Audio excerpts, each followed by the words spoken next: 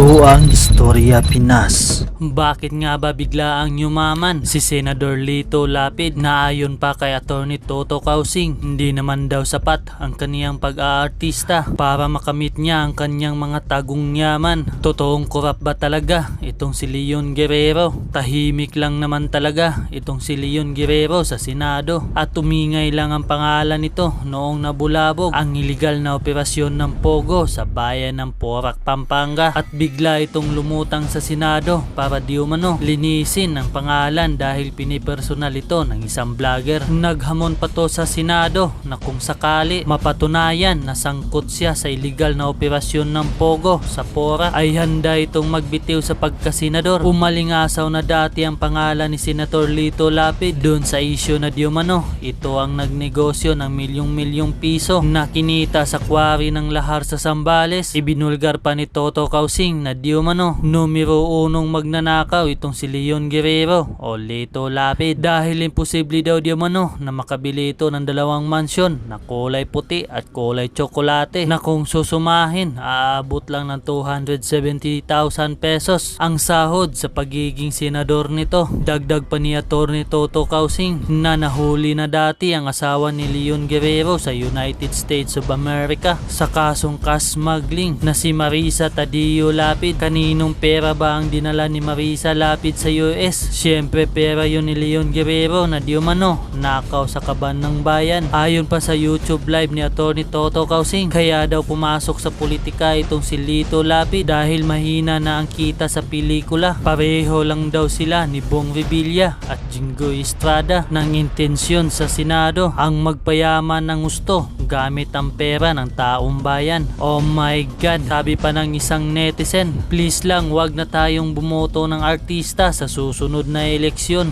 Ganito na ba talaga ang ating bansa? Kailan ba tayo makakatagpo ng matitino na politiko na hindi masusuhulan ng pera? Kaya dahil sa kontrobersyang ito tungkol sa Pogo, nagbigay ng samot-saring komento ang ating madlang netizen. Taga Porac po ako, minsan mapapaisip din ako sa Porac. Halos lahat ng gagaling ang buhangin na dinadala sa Manila pero mismo Porac walang building. Sa Quarry yumaman ng gusto dahil mula pa noon siya ay gobernador at senator. Yung illegal na Pogo lumala lang after 2 years. Di na makontrol ang legal na Pogo, hinaluan ng illegal para ang pera di na pumasok sa gobyerno. Ang drugs at illegal na Pogo lumala. Dapat lahat ng opisyal ng gobyerno ay may lifestyle check taon-taon at magdi-declare ng SALN. Senator Lito Lapid, sagutin mo yung paratang sa iyo para po malaman ng taong bayan. Napakayaman mo na pala, kaya pala tahimik siya. Mayroon pala siyang ginagawa na hindi natin alam, kaya kapangpangan, gising na. Pag-uusapan po ay ang continuation sa ating mga expose patungkol kay Lito Lapid.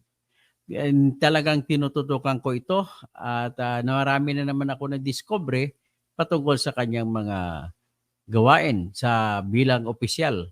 At hindi po ako naniniwala na yung kanyang kinita bilang artista ay sapat para mabili ang lahat ng kanyang kayamanan, no? Sa nanaipon. Meron siyang 2 property sa sa United States, dollars 'yun. Tapos nakabili din siya sa iba't ibang bahay. Sa Porac lang marami siyang nabili, sa Pampanga lang marami siyang nabili. Doon lang sa Porac, 2 ata ang mansion niya diyan. So, ibig sabihin talagang mahilig sa lupa ito si Mr.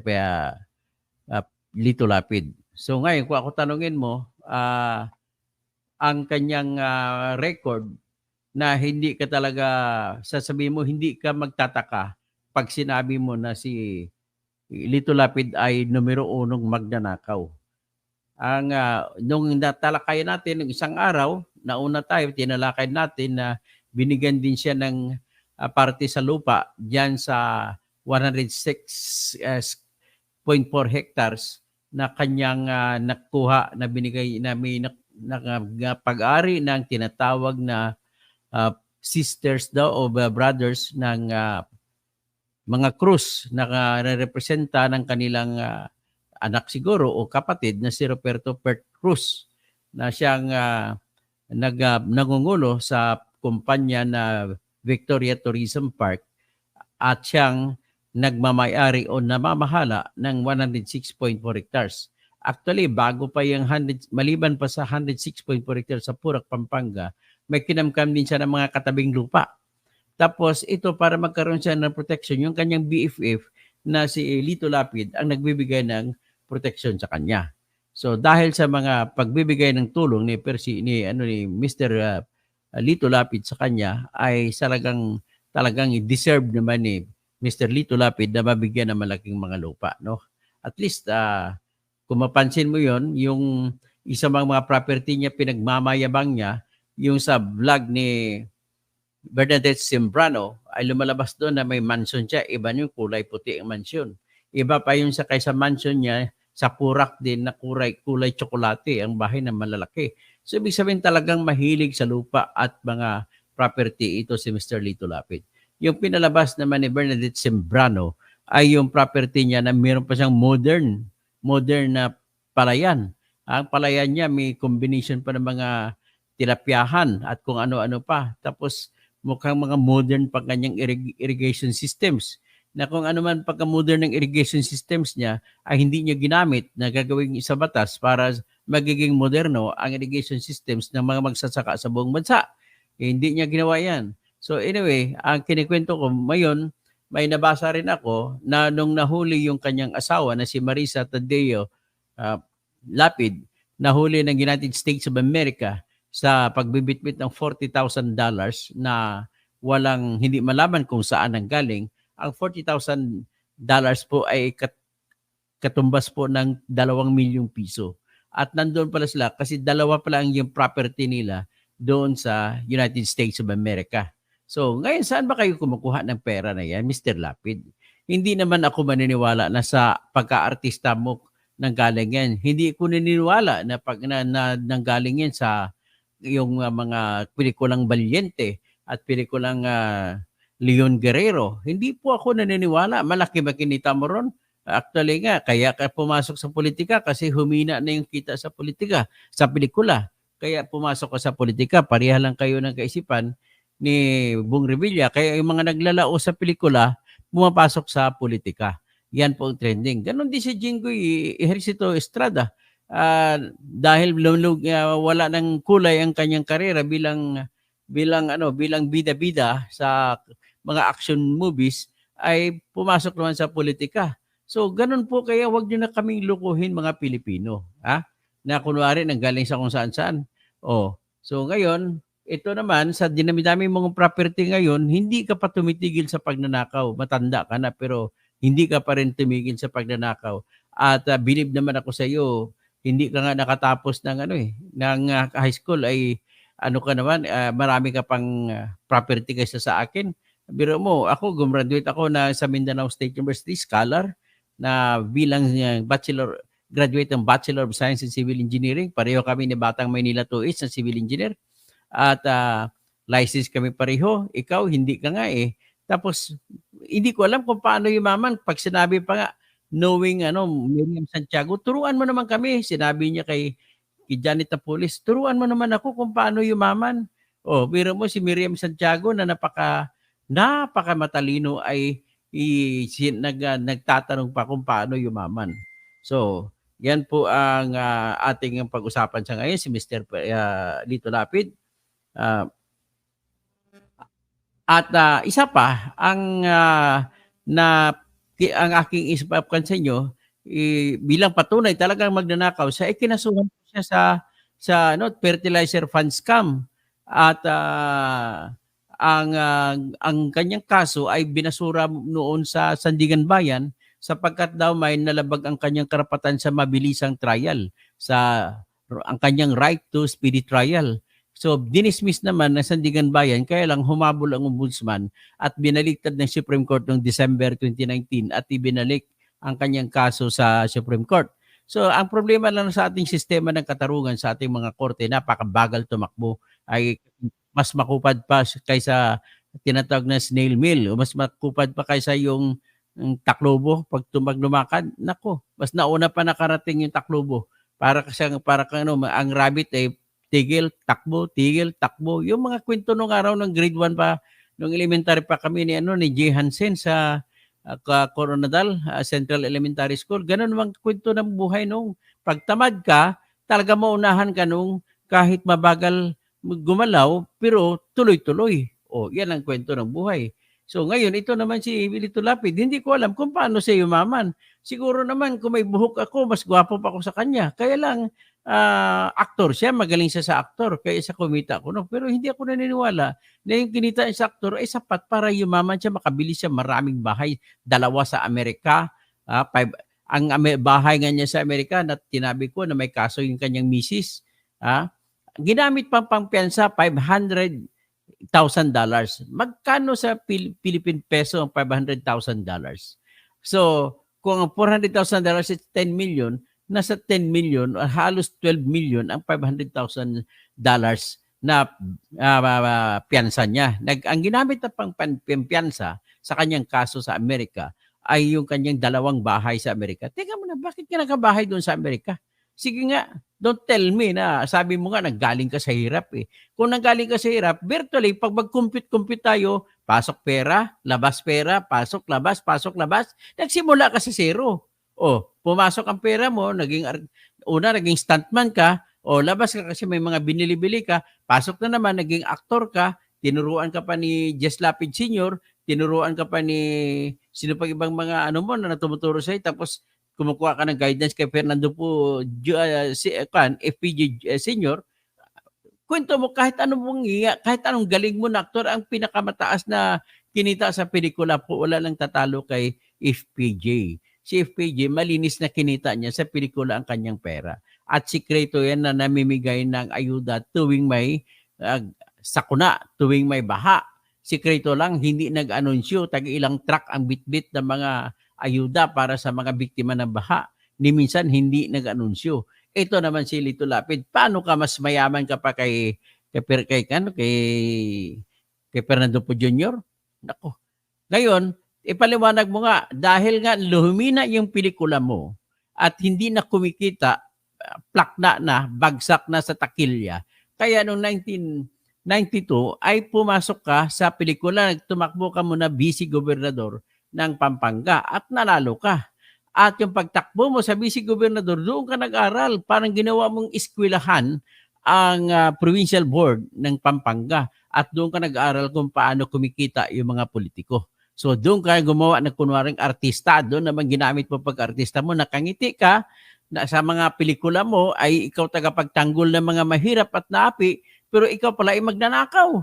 Yan ang problema. So ngayon, nung natuto ka sa bilang vice-gobernador, tumakbo kang gobernador, tinalo mo si Bringyao. At nung nanalo ka sa noong 1995, ito na ngayon naging gobernador ka. Ito na ngayon, dito mo nakita ang pagkakataon kung gaano mo kinonvert sa bilyon na kinita mo ang lahar na pumutok kasi po yung Mount Pinatubo noong June 15, 1991. So para maalala nyo yung Mount Pinatubo, gusto kong ipakita sa inyo yung Mount Pinatubo. Ito, ipakita ko lang sa inyo just to prove to you na talagang historic itong Mount Pinatubo. Kung ang Mount Pinatubo maraming pinatay, ito naman ay gumawa kay Lito Lapid na isang bilyonaryo. Ito. Yan, naalala mo yan ang picture ito, award-winning na literato, kinuha yan ng Manila Bulletin na litratista o photographer, photojournalist na si Albert Garcia, kaibigan ko. So kapatid siya ni Boy Garcia na taga Manila Bulletin din. So tingnan nyo naman ang kuha ni Albert Garcia. Ganda, galing pagkakuha. Kita mo may hinahabol, may porpiera pa tayo nung araw, tawag yan, no? So yan ang pinatubo na yan. Yan nangyari ng June 15, 1991. So pero nung 1995 naging gobernador na si Lito Lapid, ay kumita siya kung tatanong ka magkano kinita. Simple lang siguro sasabihin kung magkano kinita niya. So ayon naman sa aking nalalaman, kung magkano mag-estimate ka ng kinita niya sa isang taon, pwede po siyang kumita ng tinatawag kalahating bilyon. So, 9 na taon siya naging gobernador, di sabihin mo 4 bilyon ang kinita ni Lito Lapid. Kaya tapos pumalit sa kanya nung tatapos siya ng 2004 sa bilang gobernador, ang pumalit sa kanya si kanyang anak na si Mark Lapid. Pinagtuloy ang kanilang yung corruption sa Lahar. So, 'yun po ang ginawa nila. So, kung teka muna, paano ba ito? Na ako?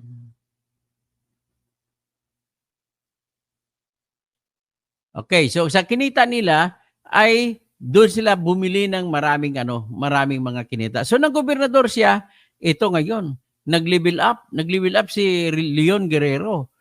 Kung dati ang kanyang ginagawa ay kung dalawa na lang kalaban na tira niya, nilalagay niya ng kutsilyo ang kanyang baril, hinati yung isang bala, naging dalawa. So dalawang kalaban niya, napatay yung dalawa. So ganun kakatuso, na ganun kamanluloko. So ngayon, noong 1995, nakaibigan ko po ang isang broker na siyang nilalapitan ni Mr. and Mrs. Lito Lapid na si Marisa. Nilapitan nila, hindi ko nabanggitin ang pangalan. On the condition of anonymity, ay nangako ako sa kanya at gagamitin kong kwento niya. At siya pa nag-ahente. At saan siya bumili ng lupa, ng mansion? Doon sa loob ng PhilInvest 1. No? Andun yan sa Batasan Hills. Yung PhilInvest 1 ay pinakasikat nung araw yan dyan sa area na yung banda, sa Commonwealth area. So bago ka pumasok ng Batasang Pambansa, yan, kaya bumili sa dyan at ang nangyari pa, tuso talaga. Alam mo na, yung naging kaibigan ko na broker ay nawala. Nung nakilala na ni Mrs. Lapid at saka ni Lito Lapid, ang may-ari ay dumirekta na sila. Hindi na nila kinausap yung kanilang broker. So direkta na sila nagbayad doon. So, saan nila kinuha yung pera na 6 million na pinambayad nila? Ay di, siyempre pa, gobernador siya noon, kumita siya sa Lahar. Biro mo naman, tanungin mo kung magkano kinita niya sa Lahar. Sa estimate, nalaman na lamang natin nung nanalong gobernador noong 2007, si Father Ed Panlilio, na kung tawagin sa mga Kapampangan ay si Among Ed, ay napatunayan ni Among Ed na sa maliit na share o bahagi na kinikita ng probinsya sa kada truck, sa kada tipping ng truck, ay kumita pa ng 1 milyon, mahigit 1 milyon isang araw sa probinsya. Sa kinikita na yon, may binibigay pa na 40% sa municipality, sa bayan kung saan nakikita yung lahar. At sa mga barangay, binibigyan din. So despite that fact, napatunayan ni Father Ed, Among Ed Panlilio, yung 1 million mahigit kada araw na kinita. So sa isang taon, there are 365 days. So ibig sabihin, kung sundin lamang natin yung konserbatibo na kinita na aktual na pinatunayan ni Among Ed Panlilio bilang gobernador noong 2007 hanggang 2010 ay 1 million a day. So, ganun lang tayo. Ibig sabihin, 2 taon, 3 taon, ay bilyonaryo na si Lito Lapid sa 3 taon lang. So, 1995, 1996, 1999, ay bilyonaryo ka na. Di ba? Sa 1998, tumakbo ka na naman ulit, naging gobernador, pang 6 years mo. So, 6 times, 6 billion na kinita mo. Pagtapos mo ng pagiging senador at pagiging gobernador, kumita ka ng 9 billion halos. Siyempre, hindi ko na binibilang yung ibang kinikita. Pati yung mga share mo kay Bong Pineda sa mga huweteng ay hindi ko na binibilang. So, ang dami-dami mo talaga kinita, Mr. Lito Lapid. So, ngayon, nung ikaw yung senador, gusto mo, kinuha mo ng 2019, nanalo ka ulit na pagka-senador, ang kinuha mong committee ay Committee on Games, Amusement, and Sports. Kaya napunta sa iyo yung Games and Amusement Board. Na ang Games and Amusement Board, yun po ang nagbibigay ng lisensya sa lahat ng mga pugo. So ngayon, kung nagbibigay sa lahat ng mga pugo, so ano ang ibig sabihin nun? Kumikita ka dyan, tapos ang sinabi sa akin, isa ka sa 4 na senador na mayroong tinatanggap na payroll, sa payroll pala ng pugo dyan sa Pampanga at saka sa Tarlac. So ngayon, magkano kinikita mo ngayon? Napakalaki. Kaya nga talaga, Mr. Lito Lapid, nakakaasar man isipin, pero wala po kaming isip na inggit. okay na sa akin, nakagraduate ako sa College of Law, naging doctor ako, doctor of jurisprudence ako. Okay na sa akin kasi hindi ako mayaman. Mayaman naman ako sa utak. Okay lang yan, hindi mananakaw. Yan pong kayamanan na hindi ma-subject sa tinatawag na amlak. Oh. Ngayon, ang style naman ni Lito Lapid, napakatalino talaga to. Sabi ng kanyang dating abogado, si Attorney Galang ata yun, patay na yun eh. So sabi ata na napakagaling nitong tao si Lito Lapid, kahit abogado talo niya sa pagiging magaling pagdating sa pera. So ganun po kagaling si Lito Lapid. So kaya kung diyan ka magaling sa pera, ang galing mo makatingin sa bawat bagay para kumita. Kabiro mo, pinag-isipan mo for the first time in history, ikaw ang kauna-unahang tao na kumita sa lahar. Oh. Ganon. Ngayon, itatanggi mo yan. Ipaliwanag mo kung saan ang galing yung mga mansion mo. Ipaliwanag mo kung magkano binili mo. Tapos, nung in-interview ka ni Bernadette Simbrano, sinasabi mo na binili mo lang 24 pesos per square meter noong 2001. Ang lupa mo diyan na ginawa mong farmland diyan sa Purak. So akala ko si Alice Go lang laki sa farm, pati ikaw pala laki ka rin sa farm. Oh. So ngayon, 24 pesos per square meter, ibig sabihin inalipusta mo yung mga Kapampangan na may-ari ng diyan, ng mga magsakahan na nagkaroon ng utang, kaya nila binenta kasi wala silang pera. So sinamantala mo naman ang kahirapan ng kapwa mo Kapampangan. So yan ang problema. Naghahasik ka ng lagim sa mga kapwa mo Kapampangan. So yan ang ngayon, kung dito ko na sa Pugo, kinuwento ko na pinakialaman mo at para mapunta sa kamay ni Roberto Cruz o Liwag Cruz ang lupa na 106.4 hectares na kung saan noong 2019 ay tapos na sanang usapin kasi nanalo na yung mga farmers at ibinalik na sa kanila ng Darko, na opisina ng Darko yung lupa. Pero takin mo nanalo noong November 15, 2019, noong October pumasok na naman ang Pogo. So nakakita sila ng bagong negosyo. So ginawa lang ng paraan at kinausap. At ayon sa report ko, ginamit ni Perto Liwag Cruz si Lito Lapid na tulay para kay Gloria Macapagal Arroyo na siyang presidente noon na ninakaw niya pagkapangulo mula kay ERAP. So naging presidente siya noon at inutusan si Roberto Obet Pagdiganan na aprubahan ang i-convert ang lupa na sakahan papunta sa residential, papunta sa commercial at sa tourism. So ngayon, nung i-convert, isipin mo na lamang kung noong sakahan yan, nang nabili pa ni Lito Lapid, 24 pesos per square meter. Pero kung kinonvert mo na, magiging aabot kahit mula 5,000 hanggang 10,000 pesos per square meter. So ang isang hektarya ay 10,000 square meters. So ang isang hektarya, ibig sabihin kung 10,000 square meters ay 100 million. So kung 100 million, kung 100 hectares times 100. So 100 million times 100, 10 billion. So ganun po kalaki ang kinikita nila dyan sa lupa na yan. Tapos ilulon nila, iutang na sa bangko, isasangla nilang lupa, kahit hindi nila bayaran ng sangla, ay panalo pa rin sila. Ganun ang diskarte. So ngayon, ang part ng lupa dyan ay binigay dyan kay Lito Lapid. At saka siyempre pa, kung may bibigay man si Perto Liwag na lupa sa iyo, hindi niya ililipat sa pangalan mo. Siyempre mabibisto ka. At para hindi ka mabisto, ilagay lang sa pwedeng maaring tumira o matitira sa pangalan ng Victoria Tourism Park. So ganun po ang diskarte dyan. So ngayon, ikaw pa ay laging naglalaro ng golf dyan sa 60 hectares na golf ng Royal Grand Palazzo na pinatayong subdivision ni Roberto Cruz at katabi na ngayon ng Royal Grand Palazzo yung Pogo. Oh.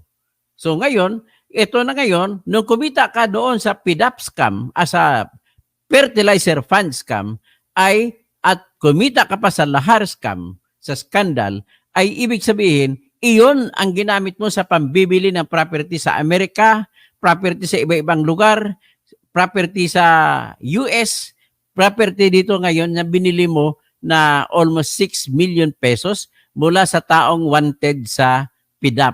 Ang kinasuhan sa PDAP dito ay si dating Congressman Proceso Harasa Alcala ng probinsya ng Quezon. At ang co-accused niya ay ito yung pinagbibilhan, si Roberto Solon. So, tauhan ito siya ni Proceso Alcala. So ito si Roberto Solon ay hanggang ngayon ay wanted. Parang si Bantag at saka si Kibuloy na nagtago. Hindi naman lamang kung saan ngayon. So ang ibig sabihin lamang yan ay yung hanggang ngayon kung hindi siya nagpapakita, ibig sabihin guilty yun si Roberto M. Solon na pinagbibilhan. Tapos ang nagbenta lang actual, ang pumirma, nakapangalan kasi sa kabit ni Roberto Solon. Kaya yan ang mga panangga ng mga magnanakaw. Ilalagay sa ibang tao na pangalan ang mga propiedad.